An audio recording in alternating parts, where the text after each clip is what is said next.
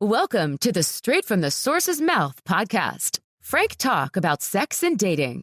Hello, Tamara here. Welcome to the show. Today's guest is Shellie R. Warren, writer, 3-time author, marriage life coach, and doula. And we'll be talking about sex, relationships, and maybe porn addiction. Thanks for joining me, Shellie. Thank you for inviting me. I appreciate it.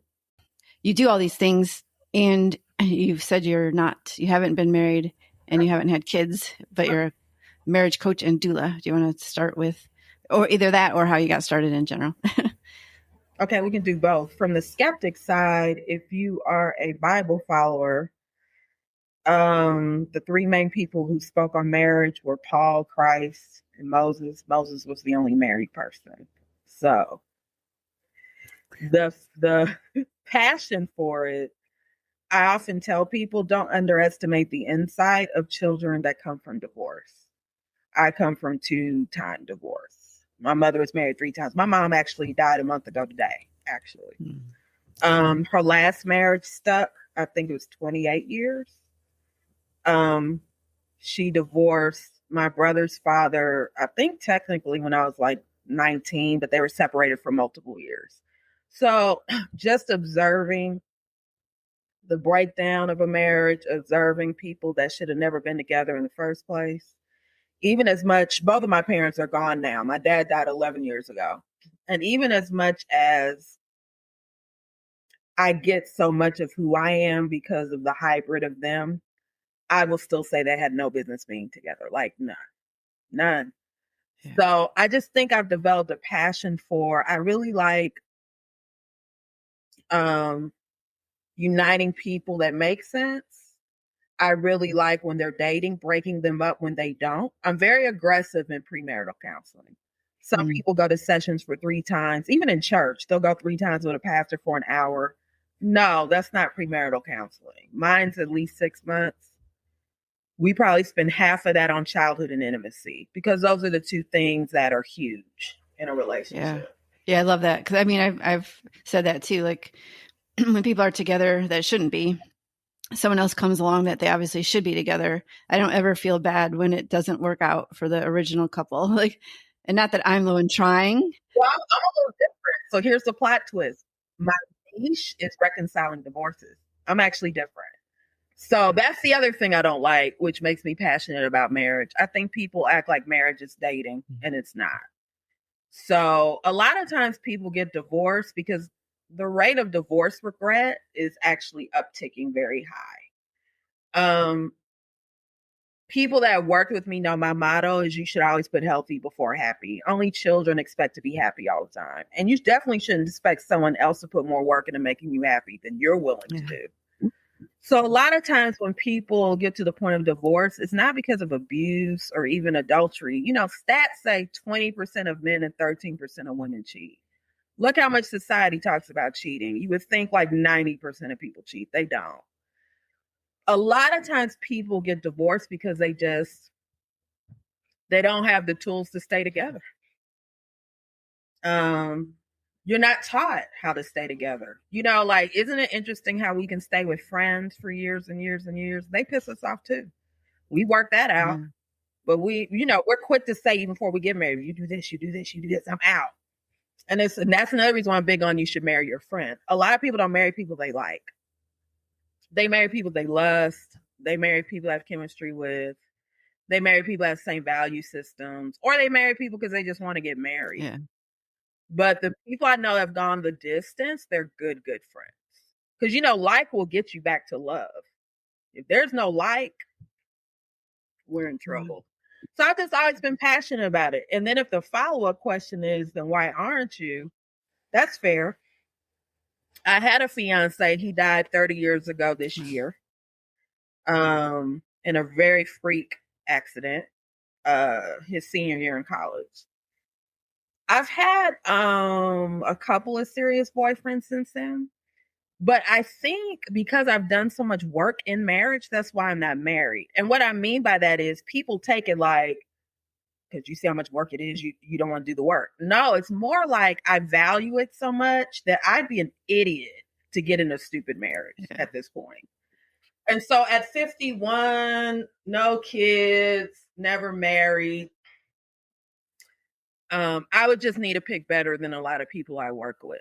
And so I'm just real careful. So I still value marriage. I'm not against it. It's just I'm not going to get married just to get married. Yeah, and there's plenty of people now that aren't this. I think I can't remember the exact stat, but it's definitely a high percentage of people higher that have never been married and no kids. Like, yeah, and I would venture to say, I mean, unpopular opinion, that's probably also because we're 3 generations now of single parenting. People don't really see marriage to value marriage. I don't think it's really because people don't want to get married. It's because they haven't seen it. And because people date like they're married. I'm kind of over that too, so all these 50-50 conversations and traditional versus non-traditional, but we're rarely talking about in a marriage context. We're talking about in a dating context. So if you marry 15 guys before you actually get married, why would you value marriage once you do it? Yeah, most people treat a serious relationship as basically about the titles. Do, but it's not. There's definitely levels to the thing. Yeah. Yeah. So, I mean, like I said, definitely plenty of people aren't married. I understand that. And I've been divorced for a while, so I haven't thought about getting remarried like pretty much at all. No, I never had children either. So when it comes to being a doula, what brought that about? So I could have been a mom 4 times. I terminated 4 pregnancies. I wrote about it in my first book. We don't have enough time for that interview. That's a whole nother interview. But I became a doula, kind of a part of the healing process. Also, as a Black woman, the mortality rate for our babies is ridiculous. We don't get the same amount of health care. And I used to be a teen mom director. So I would go in public schools and mentor teen mothers. So that's actually what inspired me, because some of these girls, they're too young to be moms for sure, emotionally and mentally, but physically, they're not. Like, they're probably in the best shape of anyone's life. Some of these girls were track stars, and their doctors were already scheduling cesareans in their second trimester, which shows how little they respect their bodies. And so they're young, so they didn't know what questions to ask. They didn't know like what contractions should feel like, or what Braxton Hicks meant, or what a breech baby is. They're babies. So I became a doula to become an advocate for them. But over time, it's been very healing for me. Like, sometimes the mother's comforting me after she's having a baby. I cry every single time because I just can't get over humans coming out of people. Like, it, but when you see it, it's just overwhelming. It's a beautiful, beautiful thing. For me, I had kind of decided at around, if I was not married, because I had no desire to have children, if I was not married, we were going to cut off around 40, 42. And that's because I think a lot of times women are having children later than ever as well. I've caught many babies when their mom's in their 40s. However, I don't know if people think about the future of the children very much. And I like to. A college friend and I were a year apart, but our moms were almost 20 years apart. The stuff he had to be concerned with in his 20s and 30s is stuff I absolutely did not have to think about. And so I think sometimes we should consider that. Your daughter graduating from high school and you're 65 means that when she's in her late 20s, you're in your late 70s. There may be burdens she shouldn't have to consider. People's 20s and 30s, they should just live. So that's why I had a cutoff time for me. But I'm at peace with that. I think more than anything, probably because I knew I could have. Maybe if I had never been pregnant, I'd struggle. But I've made peace with the decision I made. So that's the doula journey. The right journey started before everything. So this marks my 25th year of being a professional writer full time. I've always just been real open and candid about my life. And I think that's kind of been the hook of why I've been able to stay in the career. So I just write a lot about my own personal experiences. I remember one of the platforms I write for now, it's called Exo Nicole. I'm almost at 8 years with them.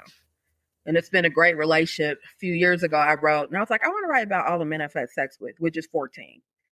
And they're like, are you sure? Yeah. The number? Yeah.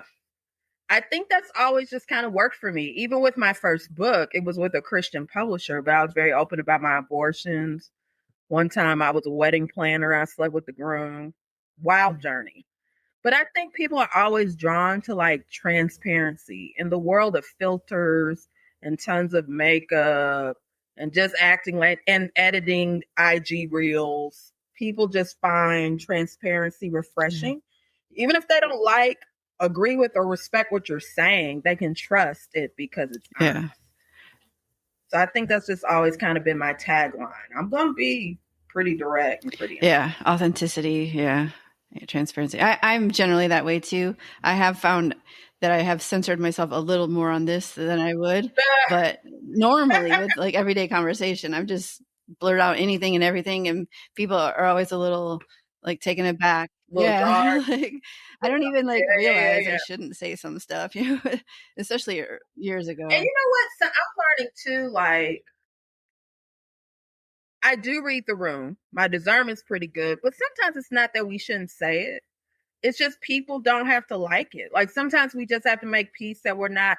One of my favorite quotes, when one of them's just alike, when someone's just alike, one of them's unnecessary. That's the truth. So it's kind of like, you don't have to like it and I can say it. Both can coexist. You know what I'm saying? Like both can. I've definitely read the room and found out and figured it out that it was not. You can read energy, but I'm like, I'm the same way. I'm just like, whatever. Like not everyone's cup of tea. Yeah. You'll be fine. You'll recover. You'll be fine. Yeah. It's mostly oversharing about sex, which is why I have a podcast about sex. It started out as like, I've even had a therapist who was like enthralled by my stories. And I'm like, you're not supposed to be listening for that. Listening. I still think it's weird that in such a hyper-sex culture, we don't really talk about it. We talk around it. Or we talk about the act itself, but we don't talk about sex has so many components and so many layers, right? I was doing an interview recently and I was like, I think it's so weird how our culture has oversold casual sex, but y'all are ready to die over cheating. If sex is not a big deal, then why are you so mad that your partner's it doesn't really sound like it's about the sex. It sounds like it's about your ego. Because if we really valued sex, then you'd value it the entire time. So I feel the same way. There's so many layers of sex. You can talk about sex forever. And that brings me to, I know we talked about potentially talking about porn addiction. I haven't had an episode on it specifically. So, and did you coach people or just you taught about it or mentioned? So it's been a minute since I'll touch on a couple of things about porn. I was with an organization that got people out of sex and porn addiction. It was a Christian organization, but very atypical. They had a documentary called Missionary Positions. They always push the envelope. I was the person that toured on college campuses to talk about it. I will tell you, and I did it for 9 years, but that was almost 10 years ago. I will tell you this, at the time, the fastest growing rate of porn addicts were wives and pastors. We always like to talk about what porn is a men's thing and what they're doing to women and whatever. A lot of women like porn. And virgins. Virgins is a really high. Because Gen Z we probably have more virgins now than we've had in a long time. I'd venture to say it's because Gen Z is hyperstimulated. It's kind of sad that they're not excited. They're not excited about a lot of stuff that's weird. They're not excited to drive, have sex, get married, have children. Yeah. All the little milestones, markers of adulting, they don't really care. Yeah. Something else about porn is, I think, part of the reason why wives are really high. Again, it was a Christian-based organization. So you're kind of taught, don't do it, don't do it, don't do it, get married, do it. Don't do it, don't do it, do it. But do what, right? So what isn't talked about a lot too is 1 in 4 men fake orgasms and 1 in 4 women. So a lot of people are dissatisfied, not talking about it. They're lying there and letting their partner get whatever they need. And then when you go to sleep, I'll watch porn and jack off. That's basically what's going on. Yeah, I knew a married couple that, they both were virgins, got married, had no idea what they're doing. She hated it and never wanted to do it again. And right. And it's not, and the thing is, and then I know couples that were virgins and they've had a great sex life. I just think we're not preparing people. Like the moral to the story is, and I hate that test drive car analogy. Like people aren't cars. So the moral isn't like you got to test drive it, but you do need to be like prepared for and aware of what you're getting into. Like I remember I've been fortunate to know a few couples that were virgins, husband and wife, when they got married. And one couple in particular, she was so mad at me when she came back from the honeymoon because the other side of my thing is I've been abstinent for quite some time. At the time, though, I wasn't. And so I was telling her, girl, you're going to be hanging off the chandelier. There's going to be... She came back and she was like, that thing was huge.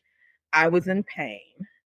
Y'all didn't tell me that. You know what I'm saying? And so it's like, they've been married 25 plus years now, but we didn't prepare her. You know, the reality is the first time is messy and awkward and uncomfortable. The beautiful thing is she's with somebody that promised to not leave her and they could work it out, as opposed to her being just a hit it from a one night stand guy, right? But we need to prepare people for like the emotional, mental, spiritual dynamics of sex. We don't talk about it. It's like we only talk about penis and vagina. That's it. And like before Gen Z, when people were trying to just lose their virginity to get it over with kind of thing, then their first experience would not be that great in the back of a car or whatever. And so they were the same way. They weren't sure if they liked it. I always share the story that like my first was with someone that I was with, you know, we dated, and then he was my first and only, and we were together a year and a half, 2 years. And I learned everything there was to learn because he had been with someone before me and knew what to do. So thank God. How old I were was you? 17 when the first time I did. Yeah. I'm a survivor of sexual abuse. So my first time I would have chosen. He was younger than me. And it's so funny looking back now because he didn't know what he was doing. And he shouldn't have. I was 19. I just told you he was younger than me. Right. But stats do say the way you're introduced to sex is kind of how you feel about sex until you've either had a very different experience or you've gotten therapy for it. So that's the other thing that's not discussed a lot too. Like girls are like it rough. Oftentimes their first time was sexual assault or somebody was drunk, or girls are like older men. Oftentimes their first was an older man. That's what I mean by like how powerful sex really is. Because it is. I just read an article about sex changes women genetically in ways we don't even talk about. So it's like, how could you have like a whole another person's body part in you and it not affect you? It does. And then some say like every person, there's like some kind of connection or like I don't even know how to describe it, but yeah, like you're imprinted by each person. Some like when I think about the thing about me is I've never had a one night stand. I've never slept with someone that I don't know their middle name. I slept with friends. That was my pattern. So, you know, like a guy, even if he was interested in me initially, I don't have sex quick. So then we become friends. Then we have sex. Okay, that gets complicated too, right? But when I look back over all of them, there is some kind of connection for sure. Some are way more, you know, you feel like I ran into my first love a couple of years ago and it was still butterflies. Last year I ran into one of my baby daddies because I told you I had 4 abortions. It wasn't butterflies, but it was definitely an awareness of the role he played in my life, right? I wish we would teach that more. Like, it's not just what separates us from animals is they have sex on instinct. We're more complicated than that. Yeah. And so it's kind of like if you're not willing to gamble the residue that it might leave behind, you might want to not do it with that person. Not do it, but not with that person.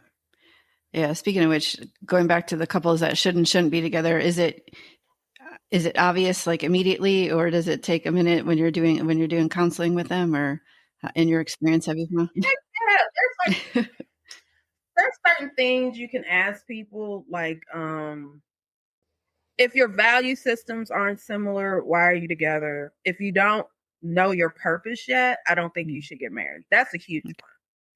Because especially if you're a man, but kind of both ways, because a part of what your partner does is complement your purpose. That doesn't even always mean they work within it or help you in it, but they have the kind of temperament to balance it. I come from an entertainment industry home. And a lot of my circle's entertainment.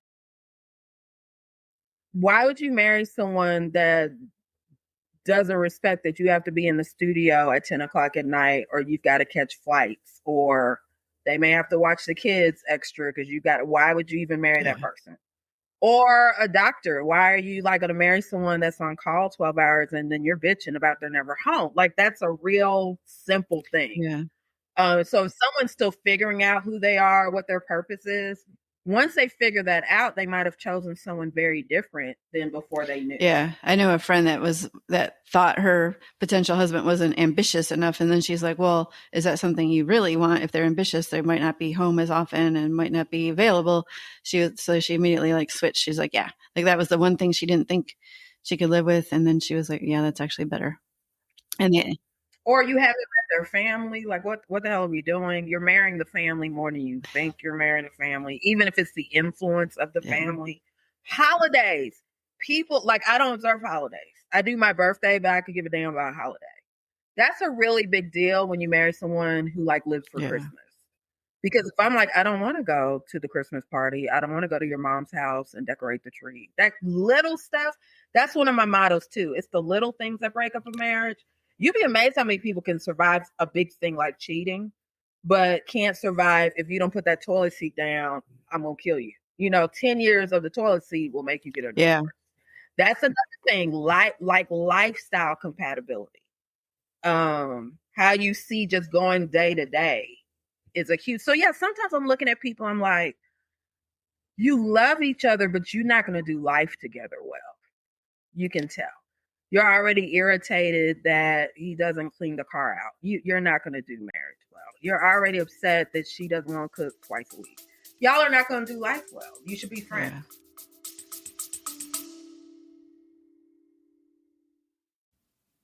Hi, everyone. Sorry for the interruption. I just wanted to point out that there is a send us a text message at the very beginning of the description, and you can use that to send an anonymous question or comment. So I'd really appreciate it. All right. Thanks. Or make conscious effort to change. And if you're willing to sustain that change for the entire thing. But we kind of need to set people where they're at. If you're going in and saying you're going to change, you're already doomed for failure. I'm a big believer that the right person will improve you. They should never want to change you. It's different. When you're with the right person, you're inspired to want to be a better version of yourself, but not a different version of yourself. Yeah. I mean, I think that's how I meant it, as more of inspiration to if you already have an annoying-ish habit and you can stop doing it, But if you're going in I'll just get you to change it, we're already doomed for failure. And a lot of women do that, actually. Yeah. I'll marry him and we'll change him. And that's manipulation too.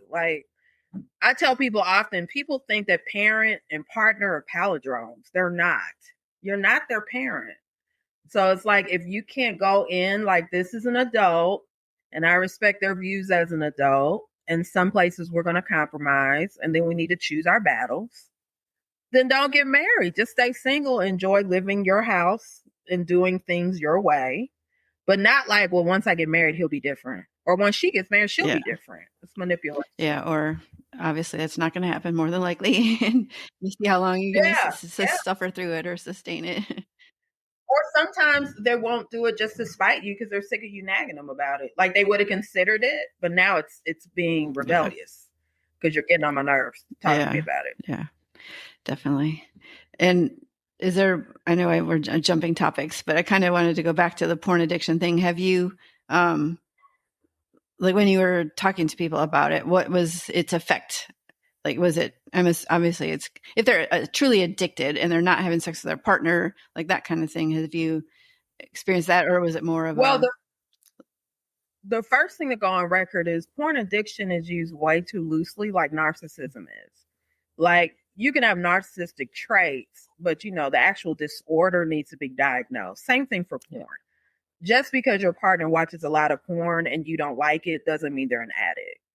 But that said, though, it definitely sets you up to, if you're in a long-term committed relationship and one or both of you. So here's a wild story.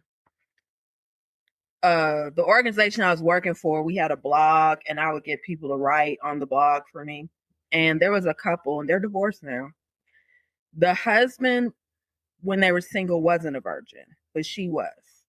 But they had decided they would wait until marriage so that he wouldn't cheat. And I put air quotes up because dating cheating and married cheating, I see a little differently. So they were dating. Because he didn't cheat, he would watch porn.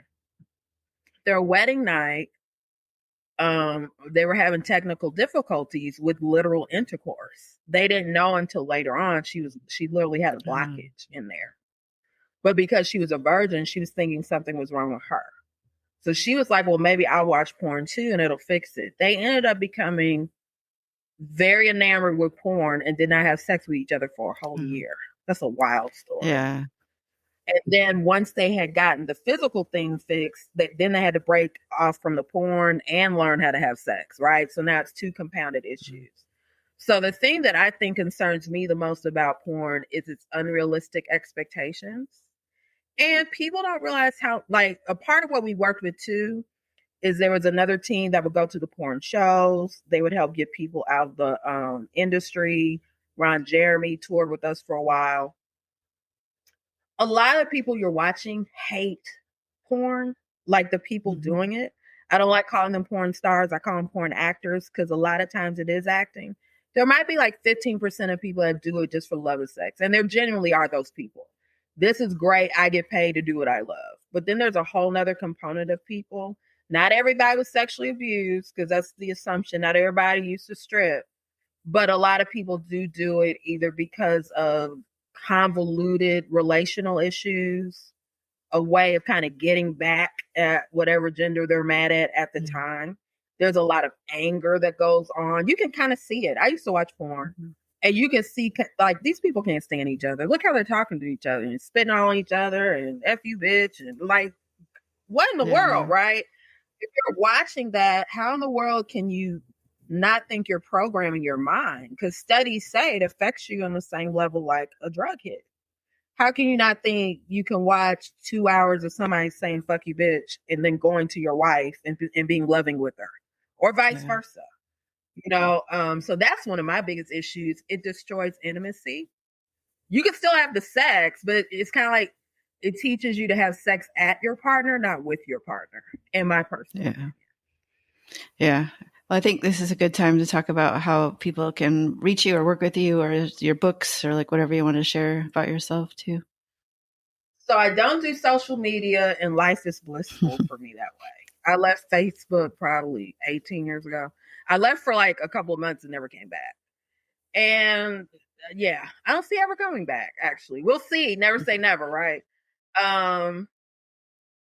My 3 babies, which are my books, Inside of Me, Lessons of Lust, Love, and Redemption is the first book. Pure Heart, A Guide to Sexual Integrity is actually a book that was as a result of working with that organization. So I wrote it, but it was really more for them. The first and third are all me. And then the third book came out last fall, and it's called Inside of Me, My Story on a 20-Year Lens. And it's just kind of like all that's happened since the first book to a certain extent. How to find me? Okay. MISSNOSIPHO. It's Miss Nosipo. My family lives in South Africa, so my mom's husband gave me Nosipo. So that's where the name comes from. At Gmail. I'm always open to working with couples. I just find married people fascinating. And it's always funny. 2 things tend to happen because I get more referrals than anything at this point. There's either going to be the skeptics, you're never been married, or the guys are like, oh, she's just going to beat me up. But you'd be surprised. I actually expect way more from us ladies. So I like watching married people figure out how to be married better. I think that's what I'm here to do. That's awesome. I was just going to ask, are there any final thoughts or closing comments you want to make? But that almost seemed like one, unless there's another. I would say this, in honor of my mother, who's been gone a month. That's a whole other story too. We were estranged, actually. But there's something she says, always very wise. Discernment prevents experience from being your teacher. please move in discernment. If you're wondering if you should do something or not, ask yourself why you're wondering if you should do something or not. And then a motto I live by is if your mind, body, and spirit aren't in agreement, pause. Like we have our own Trinity, and our mind, body, and spirit, they're in sync with each other. So if your mind is in agreement with something your body and spirit are, or your spirit is in agreement with something your mind or body are, don't move until you figure out why it's not. Because it will reveal something about either it's not the right thing or it's not the right time. Yeah, I like that. Awesome. All right. Well, thank you very much. Thank you. I appreciate it. That's awesome. And if you love this episode, be sure to tell your friends about it and rate it as well. All right. Thanks, everyone. And thanks again, Shellie R. Thank you. Yeah. Thank you. Bye. Frank Talk, Sex and Dating educates.